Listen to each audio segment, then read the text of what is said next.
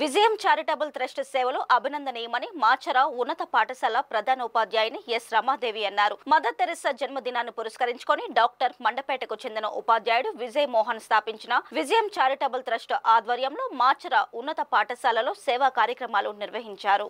ఈ కార్యక్రమంలో వృద్ధులకు దుప్పట్లు, ప్రతిభ గల విద్యార్థులకు ప్రోత్సాహక నగదు, బహుమతులు, పరీక్ష అట్టలు అందజేశారు. ఈ సందర్భంగా హెచ్ఎం రమాదేవి మాట్లాడుతూ విజయం చారిటబుల్ ట్రస్ట్ 10 ఏళ్లుగా చేస్తున్న సేవా స్ఫూర్తిని కొనియాడారు. 2014లో ప్రారంభమైన ఈ ట్రస్ట్ సేవా కార్యక్రమాలు ప్రస్తుతం 4 మండలాల్లోని 20 ఉన్నత పాఠశాలలకు విస్తరించడం గొప్ప విషయమని, మదర్ తెరెసా స్ఫూర్తితో విజయ్ మోహన్ తన శిష్య బృందం సహకార సమన్వయంతో సేవా కార్యక్రమాలు నిర్వహించడం అభినందనీయమన్నారు. కార్యక్రమంలో ట్రస్ట్ సభ్యులు విజయ్, సుంకరసాయి, మంతన హేమంత్, పృథ్వీరాజ్, అవినాష్, ధనప్రసాద్, పవన్ కుమార్, శివాజీ, ఉపాధ్యాయులు నూకపయ్యి వెంకట్రావు, వార్డ్రేవు శ్రీనివాస్, ఇతర ఉపాధ్యాయ సిబ్బంది పాల్గొన్నారు.